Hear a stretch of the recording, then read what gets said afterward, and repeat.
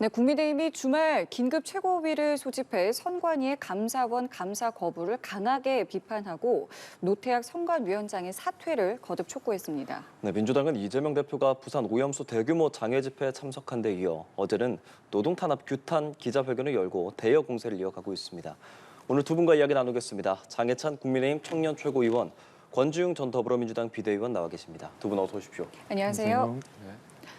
네, 주말에도 여야 정치 공방은 이어졌습니다. 먼저 국민의힘은 이례적으로 주말 긴급 최고위원회를 소집해서 선관위의 감사원 감사 거부를 강도 높게 비판하고 나섰습니다. 먼저 김 대표의 발언 듣고 대담 시작하겠습니다. 선관위원회가 지금 국민들의 인내심을 시험하고 있는 것 같습니다. 후속 조치에는 사과의 진정성을 느낄 수가 없습니다. 뒤늦게 나타나 기껏 한다는 조치가 감사원 감사를 거부하겠다는 것이었습니다. 민주당은 독립기관 흔들기라며 선관위를 두둔하고 있는데 공생적 동업관계를 형성했기 때문은 아닌지 하는 의심이 됩니다. 노태학 선거관리위원장은 사퇴로서 행동하는 책임을 보여주시기 바랍니다. 감사원 감사도 조속히 수용할 것을 강력하게 촉구합니다. 네, 김기현 대표의 발언을 듣고 왔는데 국민의힘 최고위를 주말에 열었고 오늘 오후에는 이제 의총도 열 예정이잖아요. 네. 지금 국민의힘에서 바라보고 있는 선관위의 문제는 어떤 거라고 좀 정리를 볼 수 있겠습니까? 일단 가장 핵심적인 부분은 불공정 채용이죠. 요즘 취업하기 얼마나 어렵습니까? 그런데 아빠가 선관위에 다닌다는 이유로 또는 아빠 친구, 또 친형 이런 사람들이 선관위에 있다는 이유로 특혜를 받아서 불공정 채용된 사례가 날이 갈수록 늘어나고 있습니다.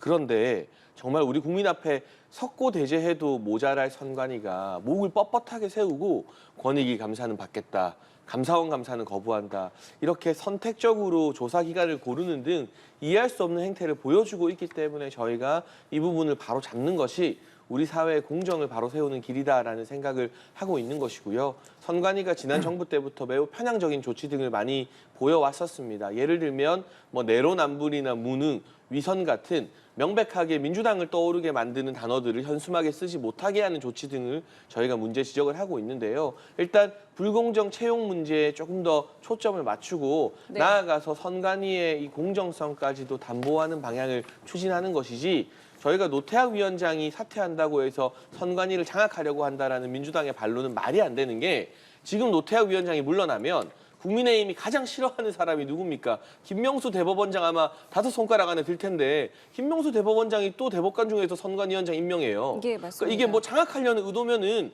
김명수 대법원장 물러난 다음에 사퇴하라고 하겠죠. 그러니까 그런 의도가 아니라 정말 지금 이 상황에서 선관위 개혁이나 혁신을 노태학 위원장이 할 수 있다라는 보장이, 진정성이 안 느껴지기 때문에 이 노태학 위원장 사퇴를 사심 없이 저희가 지금 촉구하고 있는 것입니다. 지금 말씀하시는 것만 보면은 그러니까 사퇴는 필요하다고 이야기를 하는데, 말씀하신 것처럼 어쨌든 사퇴를 해도 대법관 가운데 한 명이 오게 되는 거잖아요. 네. 그러면 지금 이 노태학 선관위원장만 사퇴하면 된다라는 취지로 저희가 이해하면 되겠습니까? 사실 조직이 혁신하기 위해서는 누군가 책임지고 헌신하는 모습을 보여줘야 되거든요. 그러니까 저희가 이게 사리사욕이 없다고 말씀을 드린 이유가 노태학 위원장 다음 사람도 김명수 대법원장이 지명해서 오잖아요. 그럼 별개 문제라는 거죠. 무슨 큰 기대가 있겠습니까? 김명수 대법원 체제에. 다만 그럼에도 불구하고 선관위 직원들이나 또 우리 국민들이 바라봤을 때 책임자가 뭔가 책임을 지는 모습을 보이는 것이 뼈를 깎는 개혁과 자성의 시작이다. 그 첫 단추도 꿰지 못한 상태로 어떻게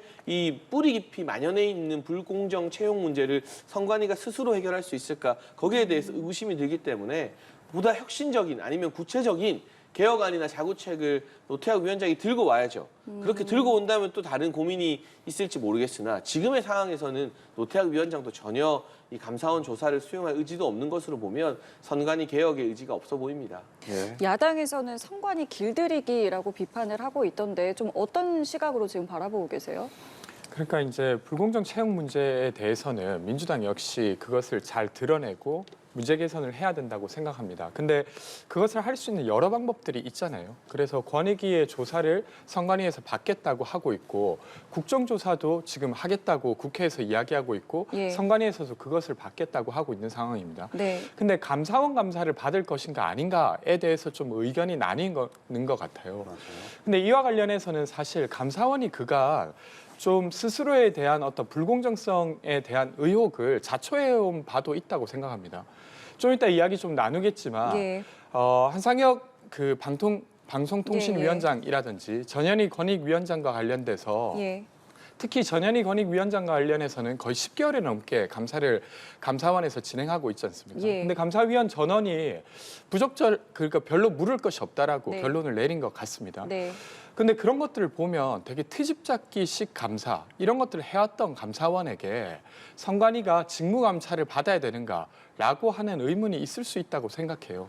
그래서 본질적으로 불공정 채용 문제를 해결하기 위한 것이라고 하면 지금 권익위 조사 그리고 국정조사를 통해서 저는 이것을 드러내고 그걸로 안 된다고 하면 다시 논의해봐도 좋다고 생각합니다.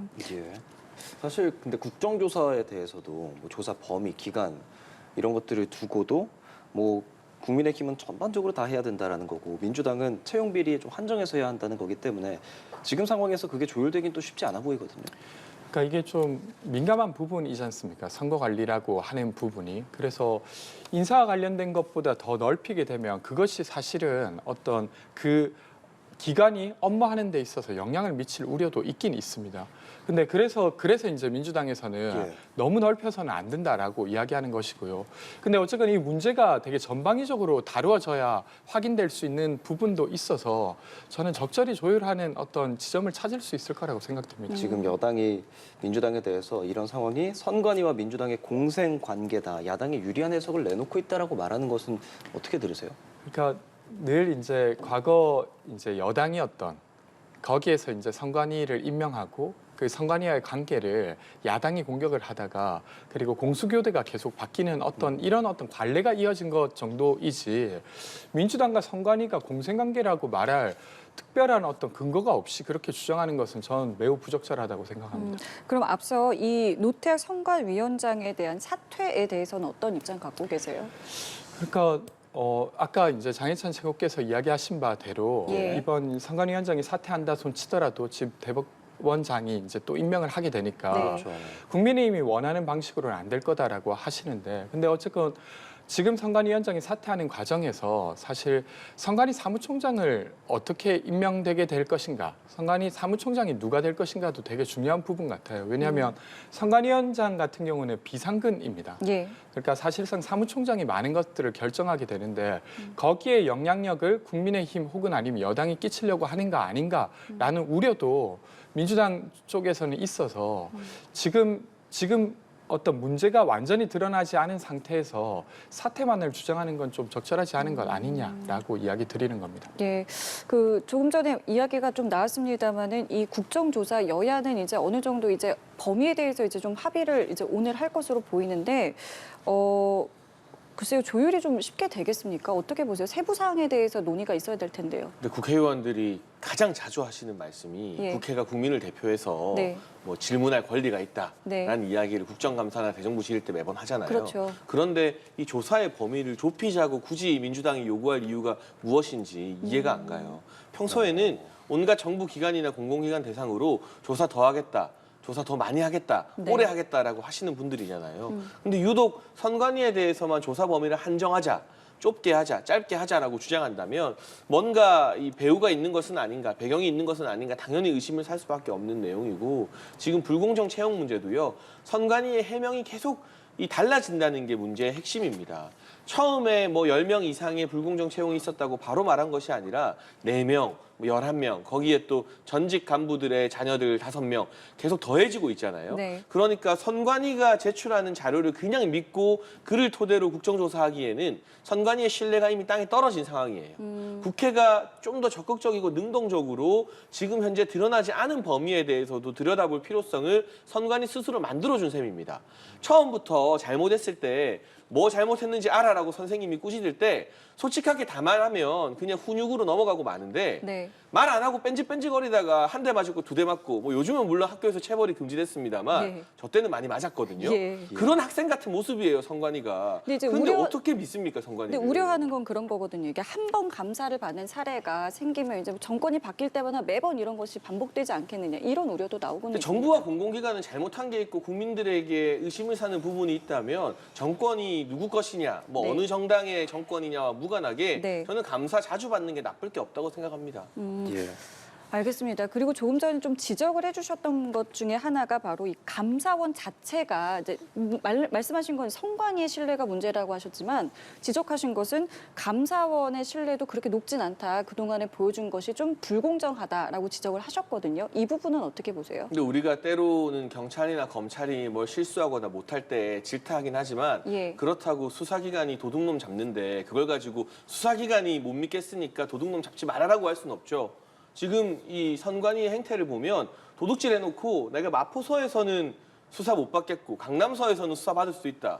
아니 도둑놈이 어떻게 받고 싶은 수사기관을 취사 선택합니까? 이게 말이 안 되는 것이기 때문에 서로 감사원에 대해서 약간의 부정적인 시각이 있을 수 있다 하더라도 네. 우리가 경찰, 검찰이 잘못해도 나쁜 사람 잡을 때는 전폭적으로 지지해 주는 것처럼 네. 감사원이 국민적 의혹과 불신을 초래한 기관에 대해서 감사할 때는 일단 결과가 나올 때까지는 믿고 지켜보는 게 맞다고 생각합니다. 예, 이제 새 원내대표 출범하고 월요일마다 점심 같이 먹자 뭐 이런 얘기해서 오늘도 이제 모이게 되는 건데 지금 이런 것들, 그러니까 감사원의 감사 논란이 조금 전에 지적을 해주셨지만 공수가 바뀔 때마다 좀 반복된다는 지적이 있어서 아예 이거를 뭐 독립시키는 방안 뭐 이런 것도 좀 나온다고 하는데 그런 류의 대화들도 좀 할 필요가 있지 않겠나라는 생각도 듭니다. 글쎄요, 오늘 어떤 대화가 원내대표 사이에서 오가게 될지는 제가 예측이 좀 어렵습니다만 예. 기본적으로 야당일 때는요, 이 국회나 공공기관, 정부를 향해서 깐깐하게 감사하자.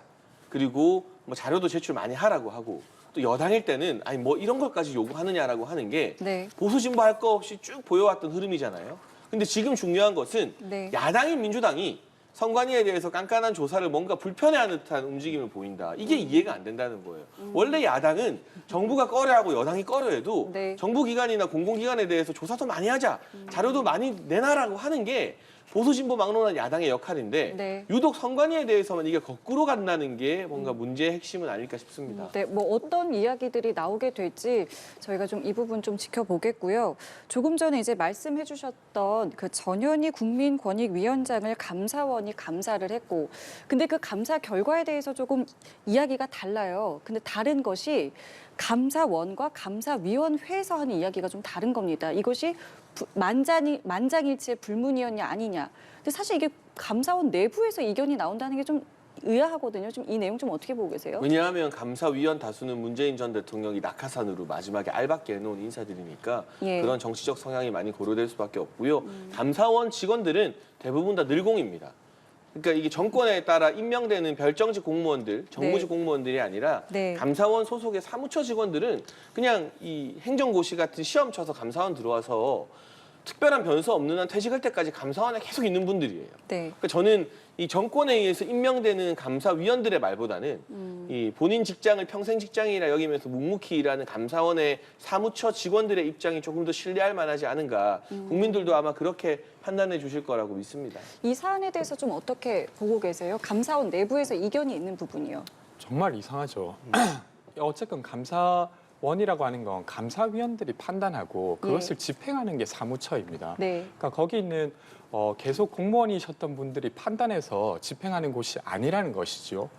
근데 그렇게 됐을 경우 감사위원들이 판단을 했는데 거기에 대해서 사무처에서 반발하고 있는 것입니다.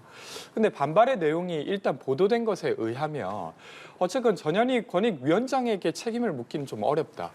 권익위에서 문제가 있었던 것은 있지만, 그리고 거기에서 관리 감독에 어떤 부족함이 있었던 것은 있지만 권익위원장에게 책임을 묻기 어렵겠다고 감사위원들이 판단을 했고 거기 감사위원 중에서는 윤석열 정부에서 임명한 분도 계십니다.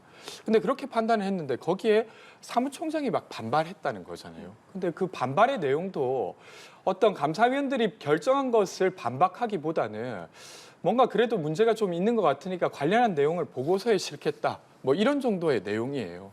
그런 것들을 봤을 때 되려 감사원의 사무총장이 되게 정치적 행위를 하고 있는 거 아닌가라는 생각이 들고요. 아까 이야기가 잠깐 나왔습니다만 사실 감사원이 행정부 소속에 있는 것 자체가 좀 의아하긴 합니다.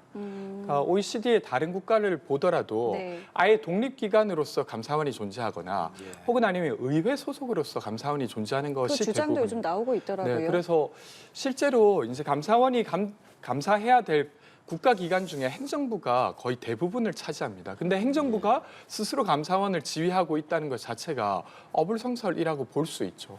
그러니까 꼭 지금 논의는 아니더라도 네. 너무 늦지 않은 시간 내에 감사원의 위치를 어디에 둘 것인가 논의하는 게 필요한 것으로 보였습니다. 전 위원장은 명예훼손으로 법적 대응을 예고하기도 했고 야당은 이게 정치 감사를 주도하고 있다. 즉각 파면을 주장하고 있습니다. 어떻게 보세요? 네, 저는 이렇게 알받게 된 분이 정권 바뀌고 1년 지났는데 버티고 있는 것 자체가 법적인 여부와 떠나서 참 정치적으로 구질구질하다. 전현희 위원장도 정치인이잖아요. 이제 네. 그만 부끄러움을 알고 물러났으면 좋겠고요. 임기 한 달 앞두고 갑자기 코인 게이트나 선관위의 부정 채용을 본인이 뭘 한다고 감사를 합니까?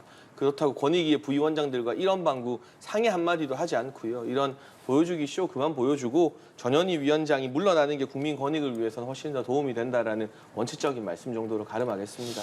저는 근데 그 임기가 보장된 직에 책임을 다하고 있는 사람을 두고 알받게 한다라고 표현하는 건 매우 부적절하다고 생각하고요.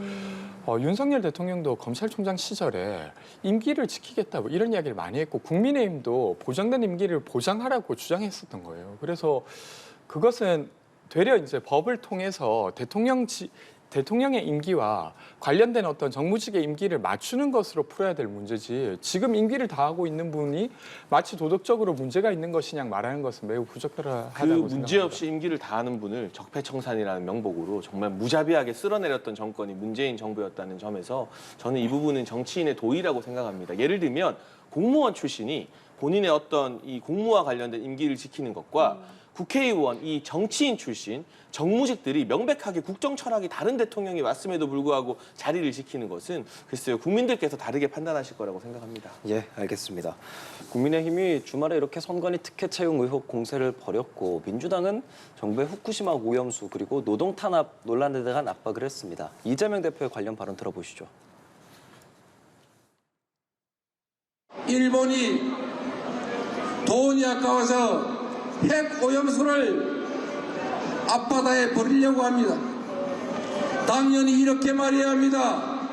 대한민국 영토, 대한민국의 이 청정바다를 오염시키는 것은 대한민국의 주권을 침해하는 것이다. 결코 허용할 수 없다. 대한민국 국민들의 생명을 지키고 대한민국의 강토를 지켜야 되는 대한민국 대통령은 대체 왜 안 된다 말하지 못합니까, 여러분? 윤석열 대통령에게 이렇게 요구합니다. 오염수 방출 절대 안 된다고 천명하라. 대한민국 대통령이니까 대한민국 국민들의 명령을 따르라. 예, 주말 부산에서 있었던 대규모 후쿠시마 오염수 집회 현장에서 이재명 대표의 발언이었습니다. 네. 후쿠시마 오염수 그리고 노동에 대한 부분에 있어서 민주당의 공세가 강해지고 있는데요. 어떻게 보고 계십니까? 저는 역풍이 불 거라고 보고요. 후쿠시마 오염수와 같은 경우는 국제기구의 검증 아래 과학적인 방식을 일본이 잘 지키는지 우리도 매의 눈으로 철저하게 감시를 해야 되겠죠. 하지만 이건 정치의 영역이 아니라 과학의 영역이다. 그리고 제가 공개했던 문재인 정부 때 이 범정부 합동 TF 보고서가 찔리긴 찔리는지 고민정 의원이나 양이원영 의원이 그거 별거 아니다라고 자꾸 물타기 하는데 분명히 그 문재인 정부에서 각종 정부 부처들이 전문가들의 의견을 7번 이상 들으면서 검토한 보고서에는 이게 유의미한 결과가 없다라고 기재가 되어 있거든요. 이게 만약 단순한 동향 체크였다면 거기에 뭐하러 대외주의라고 박아두고 이걸 비공개 사안으로 붙였겠습니까? 그러니까 문재인 정부의 전문가들과 윤석열 정부의 전문가들이 다른 사람들이 되는 게 아니잖아요. 그럼 문정부 때 의견을 취합했던 문정부가 신뢰하고 의견을 청취했던 전문가들이 괜찮다고 하는데 지금 와서 그게 문제가 되는 것이라면 정확한 수치를 들어서 문제가 되는 과학적 근거를 제시해야죠. 뭐 세슘이나 삼중수소의 농도가 위험 수치 이상이다. 국제기구 권고사항 이상이다라는 확실한 증거를 가지고 오면 네. 당연히 그건 앞장서서 함께 싸워나가야 되는 것이죠. 그런데 그런 증거 없이 그냥 이런 정치적인 선전선동 그것만 반복해서는 네. 이 조금 곤란하지 않을까 하는 생각이 들고요. 윤석열 정부도 철저하게 일본이 과학적 검증 기준을 또 국제 기구의 검증 레벨을 준수하는지 지켜볼 것이다라는 말씀을 드리고 네. 노동 관련해서도 제가 할 말이 좀 많은데요. 혹시 그 정글도 보셨습니까? 거의 팔뚝만한 정글도입니다. 요즘 범죄도시 3라는 영화가 인기인데 범죄도시 2의 악당이 그 정글도 막 휘두르고 다녀요. 그걸 현수막 자르는 용도로 들고 올라갔다는 걸 국민 누가 믿겠습니까? 그리고 그 공공농성장에 경유 20리터를 반입하려고 했어요. 만약 경찰이 제지하지 않고 진압하지 않고 기름이 반입되었다면 이 얼마 전에 강원도에서 참 안타까운 분신 사고가 있었잖아요. 예. 그런 비극이 또다시 초래되지 않았다라는 보장이 없습니다. 정글도와 쇠파이프도 문제지만 문제의 핵심은 그렇게 신속하게 진압을 할 수밖에 없었던 이유는 경유 20리터를 지금 그렇게 예, 예. 반입하려 했던 것 때문이다. 그걸 그럼 경찰이 무슨 일이 일어날지 모르는데 기름 들어가는 걸 다 보고 놔둬야 하는 것입니까? 그럼 민주당에서는 어쨌든 이게 헌법 위반이다. 청문회, 합동 청문회도 해야 되고 장외투쟁까지도 지금 검토하고 있는데 필요성에 대해서는 그럼 전혀 없다고 보시는지요? 헌법 위반이면 헌법재판소에 제소하시고요. 장애투쟁은 민주당의 자유죠. 하지만 이 과거 미래통합당이라는 정당이 매주 광화문에서 장애 집회하다가 총선 때 폭망했던 쓰라린 경험이 있는데 그걸 민주당이 보고 타산지석으로 좀 삼았으면 합니다. 반론 듣겠습니다. 저는 윤석열 정부의 성격을 규정하는 한 장의 사진이 있다고 하면 그 7m 고공농성장에 위태롭게 서 있는 노동자를 6명, 7명의 경찰이 가서 머리를 쳐서 쓰러뜨리는 장면이 될 거라고 생각합니다. 그러니까 당연히 어떤 법 외의 어떤 것에 대해서 질서를 잡아야 되는 국가의 의무가 있습니다. 네. 근데 그렇게까지 해야 되는 건가? 그리고 그 사람이 어떤 위협을 했을까라고 질문하면 저는 자신의 주장을 하기 위해 거기 올라간 것이지 무언가를 멈추거나 막기 위해서 올라간 것이 아니라는 걸 모든 국민이 알고 있다고 생각해요. 근데 자신의 주장을 하는 사람들을 공권력을 투입해서 완전히 머리를 쳐서 쓰러뜨리는 것이 윤석열 정부의 어떤 성격이 될 거라고 생각하고요. 저는 국민들이 그런 국가를 원하지 않는다고 생각합니다. 그래서 저는 매우 충격을 받았고 2009년에 그 용산 참사 사건이 있었어요. 그때 6명이 돌아가시고 그리고 20명이 넘게 다쳤는데 그것이 주는 한국 사회의 아픔이 아직까지도 남아 있습니다. 그것을 재현하고 있다는 생각이 들고 그런 어떤 노동과 관련된 것을 진압하면 특징까지 해주겠다라고 하고 있잖아요. 매우 노골적으로 탄압하고 있다는 생각이 들고요. 그리고 후쿠시마 오염수 관련해서는 후쿠시마 오염수 데이터를 분석했던 핵물리학자가 데이터의 일관성이 없어서 어떤 상태인지 모른다는 게 우리의 상태다. 근데 그런 상태에서 계속 이것을 방류하겠다고 하는 주장 자체가 적절하지 않고 게다가 이 방류라고 하는 게 유일한 해법이 아니라는 게 핵심입니다. 그러니까 사실은 이것을 시멘트를 만드는데 이용해서 다른 교각을 쓰는데 쓸 수도 있고 아니면 굴을 만들어서 거기에 생물학적으로 정화시킬 수 있는 방법도 있지만 도쿄전력과 일본 입장에서는 이것이 가장 싸기 때문에 선택하는 것이라는 거예요. 근데 이것을 우리 한국 정부가 지켜봐야 될 이유는 저는 없다고 생각하고 이것이 적절한 일인지 충분히 더 논의해야 된다고 저는 생각합니다. 예. 자, 어쨌든 국민의힘에서는 이런 민주당의 공세를 지금의 민주당의 어떤 상황들을 좀 무마하기 위한 것이 아니냐라고 지적을 하고 있고 실제로 민주당 내부에서도 어떤 쇄신 작업에 대한 움직임들이 계속 진행되고 있는데 오늘 오전에 이제 혁신기구의 수장이 선임이 됐습니다. 외부 인사고요. 이래경 다른백년 명예 이사장이 임명이 된 건데 이분의 이력을 보면요. 김근택의 인사로 분류되는 이 의원장이긴 한데 이제 과거에 안철수계로 좀 묶였었던 것도 있고요. 좀 어떻게 지금 보고 계시는지 그리고 사실은 이게 외부 인사를 영입하느냐 내부에서 하느냐 뭐 여러 가지 이야기가 있었는데 결국 이제 외부 인사로 정리가 된 이 부분까지 좀 어떻게 보시는지 듣겠습니다. 저는 뭐 내부든 외부든 그것 자체가 중요하진 않다고 생각했는데 예. 지금 민주당이 지난 5년간 정부를 운영해왔고 지금 그리고도 1년이 지난 다음에 국민들이 보기에 국민의 눈높이에 맞는 쇄신을 하는 게 저는 핵심이라고 생각했습니다. 그리고 그걸 할 수만 있다면 내부든 외부든 상관없다라고 생각했는데 예. 지금 이번에 오신 이사장님 같은 경우에는 그런 걸 할 수 있을지는 좀 지켜봐야 될 것 같습니다. 어떤 부분 때문이시죠? 그러니까 과거에 이제 예를 들면 가까운 예로는 예. 민주당의 돈봉투 사건이라든지 예. 아니면 김남국 의원의 코인과 관련된 것에 있어서 네. 그건 과거의 관례였고 있을 수도 있다는 이야기가 민주당 내에 있었습니다. 근데 그렇게 해서는 국민들이 보기에 또다시 그 일을 반복할 것 같다. 아니면 저건 별것 아니라고 생각하는구나. 네. 라는 의심을 지우기 어렵게 만들어요. 네. 근데 그것을 완전히 단칼에 끊어낼 수 있는 혁신위원장이 필요했는데 네. 이분이 그럴 수 있으신지는 좀 봐야겠다. 이런 것이라는 생각이 지금 국민의힘에 있는 안철수 의원이 2014년도에 새정치연합 창당할 당시에 이제 함께 했었던 인원으로 지금 정리가 되고 있는 상황인데 상대당이긴 합니다만 민주당에서 쇄신이라는 목적을 가지고 이사장을 이렇게 데리고 왔고 앞으로 진행이 될 텐데 어떤 방향성으로 흘러갈 만한 이사장 인선이다라고 보고 계십니까? 일단 이분이 누구죠, 대체? 아셨어요? 이름 보고? 제가 장담하건대 우리나라 국민의 절대 다수가 이래경이라는 이름을 보고 이 사람 누구지 했을 겁니다. 아셨습니까? 몰랐어요. 아, 예. 열심히 찾아보고 공부했습니다, 대기실에서. 예, 예. 근데 인지도가 전부는 아니지만 예. 국민이 납득할 만한 이 스토리가 네. 뭐 알려져 있지 않은 상태에서 뭐 알려지지 않았는데도 굉장히 납득할 생뚱맞은 수는 분이 있죠. 왔다는 예. 것 자체가 예. 이재명 대표가 이 혁신위에 별로 힘을 실어주고 싶은 생각이 없구나라는 하나의 증거라는 생각이 들고요. 2019년에 이재명 대표가 경기도지사 관련 선거로 대법원 판결 앞두고 있을 때 예. 이분이 이재명 지키기 범국민 운동본부 창설을 주장하셨던 분이에요. 그러니까 지금 친명계라고 언론에서 다 쓰고 있습니다. 네. 2014년은 더 먼 일인 것 같고 네. 그러니까 최근부터는 계속해서 친 이재명 행보를 보여왔던 사람을 이재명 지도부가 당의 쇄신을 맡기는 혁신위원장으로 선임한다? 말이 안 되죠. 혁신위원장은 보통 비주류나 나와는 반대 계파에 속하는 사람에게 주는 것이고요. 네네. 또 비단 친명계라서 문제가 아니라 지난 2월에는 본인의 SNS에 천안함은 자폭된 것이다라고 주장을 하셨더라고요. 아, 그 상처가 아직도 천안함 유족과 생존 병상들에게 있는데 예. 천안함 작폭설을 불과 2달, 3달 전, 뭐 2월이면 얼마 안 됐죠.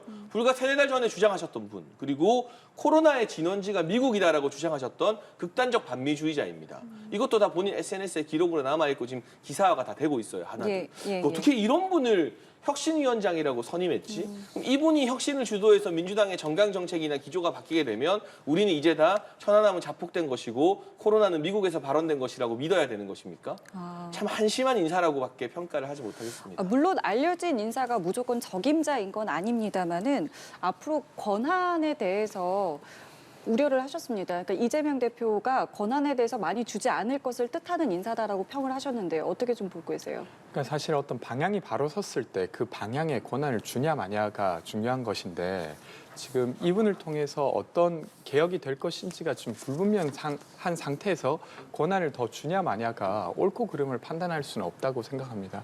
근데 다만 저도 좀 아쉬운 것은 예. 사실 지금 대선에서 패배하고 지금 1년이 지난 지금에 사실 민주당이 되게 절박한 마음으로 스스로를 바꾸어야 되는 상황인데 네. 그런 절박함이 드러나는 인사는 아닌 것으로 저도 생각됩니다. 예, 뭐 이래경 새로운 이사장이 이제 모른다 뭐 본인은 시민으로서 구국의 마음으로 임하겠다라는 인터뷰를 했더군요. 예. 미국에 체류하고 있는 이낙연 전 대표 이제 귀국하지 않습니까? 24일 귀국하는 것으로 전해지고 있는데 이낙연 전 대표가 들어오게 됨으로써 민주당에서 일어나게 되는 변화 어떤 것들이 좀 있겠습니까? 어쨌건 그래도 대선 주자까지 되었던 리더가 들어오시는 겁니다. 예. 저는 국민의힘도 다양한 대선 주자가 있기 때문에 국민의힘이 좀 생동감 있게 움직일 수 있다고 생각해요. 그런 면에서 이낙연 대표께서 역할을 해주셔야 된다고 생각하고요. 어쨌건 민주당이 그러니까 근데 이제 이낙연 대표가 오는 것을 두고 이재명 대표 체제가 흔들릴 것이냐 아니면 더 강화될 것이냐 이런 잣대로만 보시는데 예.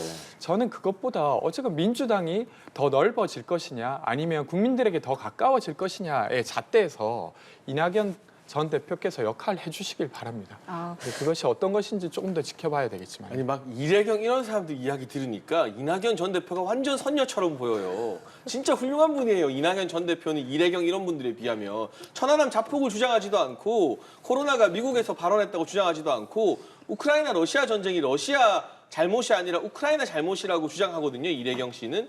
이낙연 전 대표 얼마나 훌륭한 분입니까? 저희 국민의힘 입장에서는 큰 위협이 되겠지만 이낙연 전 대표나 김부겸 전 총리 같은 상식적인 분들이 저는 민주당에서 목소리 많이 내주는 게 진짜 한국 정치를 살리는 길이라고 생각합니다. 그러니까 이달 말에 이제 이낙연 전 대표가 귀국을 하게 되고 저희가 이야기한 것처럼 혁신기구도 곧 출범을 하게 됩니다. 이 시점에 이낙연 전 대표의 성격상 적극적으로 본인이 먼저 정계에 다시 복귀하지는 않을 거라고 그런 추측들이 좀 많더라고요. 그러면 어떤 시점에 어떤 모습으로 지금 이 민주당 상황에서 등장할 거라고 보시는지요?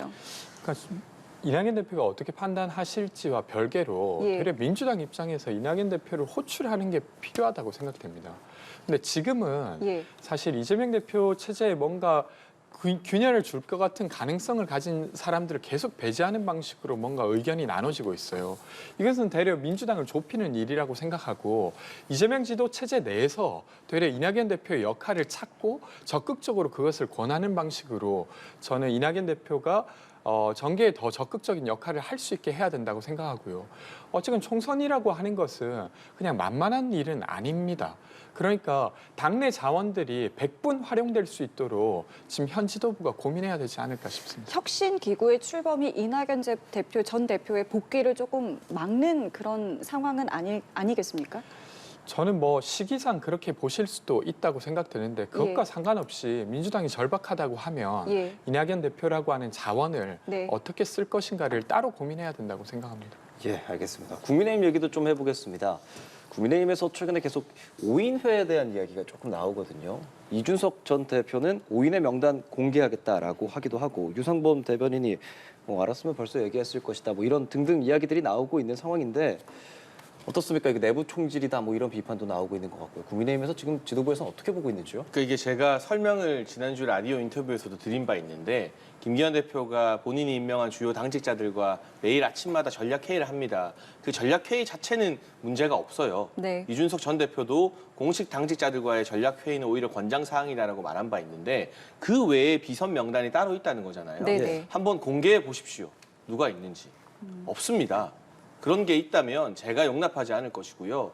전혀 당내에서 그런 소식을 접해본 적이 없어요. 그러니까 다만 그 아침 전략 회의가 위상이 굉장히 높은 거 아니냐, 이런 이야기는 할 수 있겠지만 그건 네. 어디까지나 당을 운영하기 위한 공조직인 거거든요. 예. 지금 문제 제기를 하는 부분은 명단도 제시하지 못하면서 공조직이 아닌 비선 조직이 있을 것이다. 네. 비선의 실세들이 있을 것이다라고 음모론을 제기하는 것인데 네. 그래도 한때는 당 대표였던 분이 이제는 어디서 신빙성 없는 정보 주워 듣고 카더라 정도 퍼뜨리는 이 정치 패널 수준으로 격화되었다는 게 이 정상적인 정치 패널들은 이런 음모론 말하지 않거든요. 제가 정치 패널만 6년, 7년을 했는데 확실하게 확인된 정보가 아니면 말하지 않았습니다. 근데 이제 그 정도 정치 패널의 수준도 아니라 음모론으로 먹고 사는 삼류 정치 패널 같은 이야기를 우리 당의 전직 대표가 한다는 게 개인적으로는 참 씁쓸하고 아쉬운 측면입니다.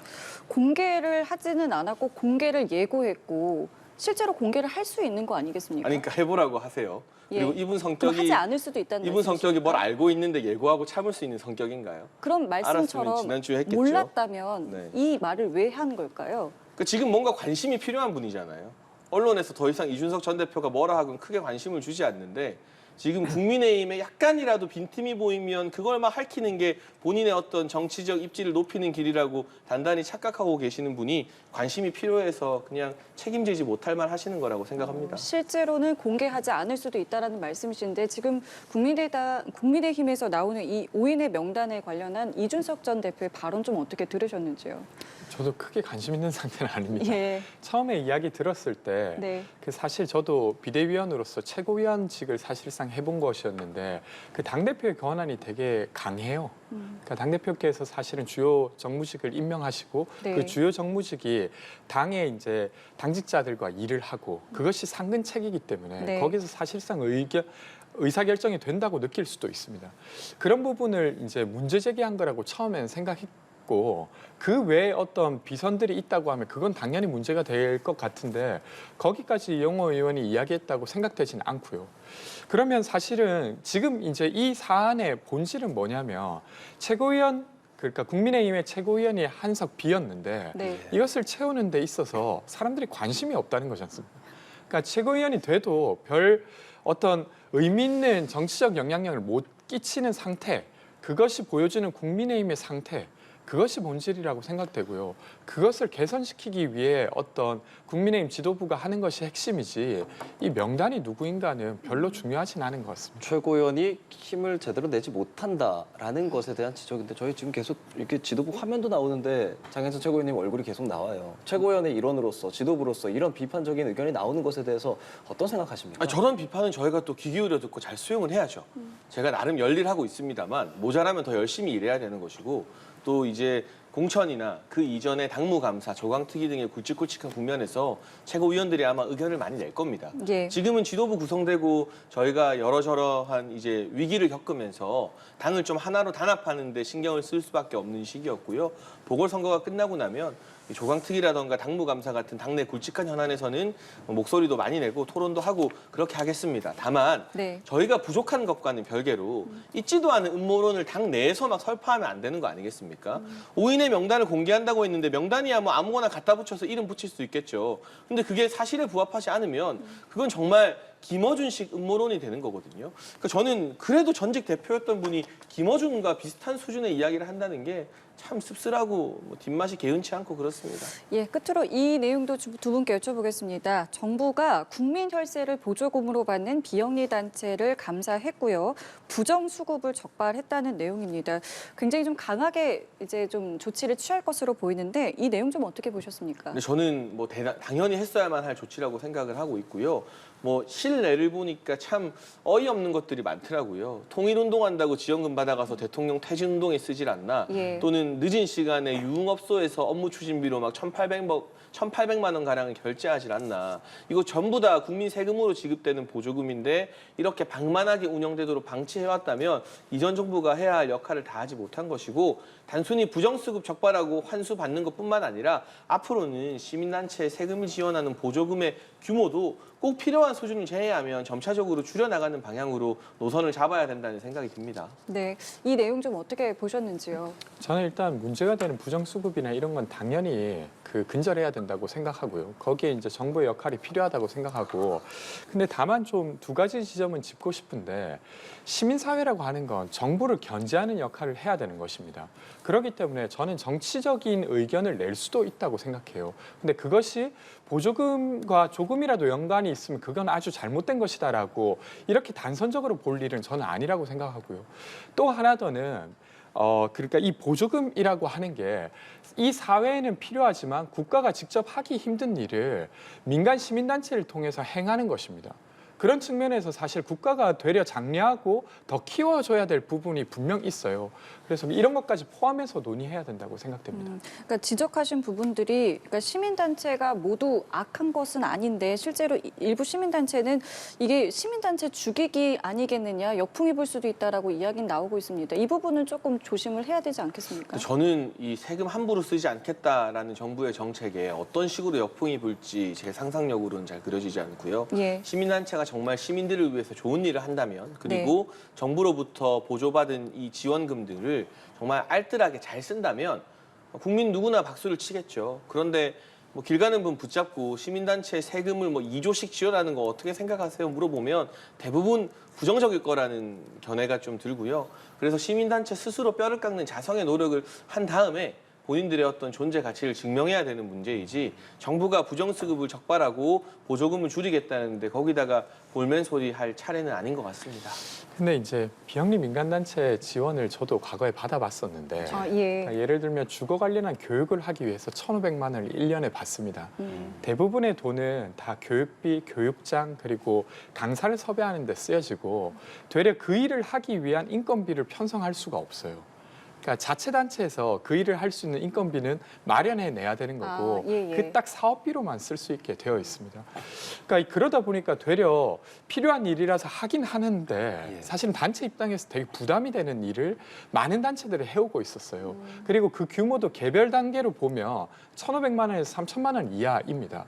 근데 이걸 두고 그냥 총액이 2조니까 그거 줘도 되겠냐라고 이렇게 말하는 건 저는 적절하지 않다고 생각하고요. 분명히 한국 사회에도 시민사회가 필요합니다. 그러니만큼 이 논의를 좀 잘 갈래타서 할 필요가 있다는 생각입니다. 아무래도 예. 총선을 앞두고 있기 때문에 지지층을 결집하고 좀 비판적인 시민단체를 옥죄는 것 아니냐라는 그런 시각도 일각에선 좀 제기하는 것 아니요, 같습니다. 비판적인 시민단체가 아니라 돈 예. 함부로 쓰는 시민단체는 옥죄하죠. 저는 우리 권지웅 비대위원이 몸담았던 민달팽이 유니온 이런 분들은 방금 말씀하시는 것처럼 없는 살림에 정말 아껴서 좋은 교육하셨을 거라고 믿고 있습니다. 다만 이거 유흥비로 막 1,800만 원을 쓴다는 거 납득이 안 되는 부분이잖아요. 여기에 대해서 그동안 정부가 너무 물렁한 태도를 보였던 것이 아니냐. 오히려 이렇게 국고보조금을 함부로 쓰는 시민단체를 적발해서 시민사회에서 제거해 나가는 것이 네. 정말 이 제대로 된 시민단체, 고생하는 시민단체를 더 국민들로부터 인정받게 해주는 길이라는 생각이 듭니다. 예, 알겠습니다. 저희 두 분 말씀은 여기서 마무리 짓겠습니다. 지금까지 장해찬 국민의힘 청년 최고위원, 권지웅 전 더불어민주당 비대위원과 함께했습니다. 두 분 고맙습니다. 고맙습니다.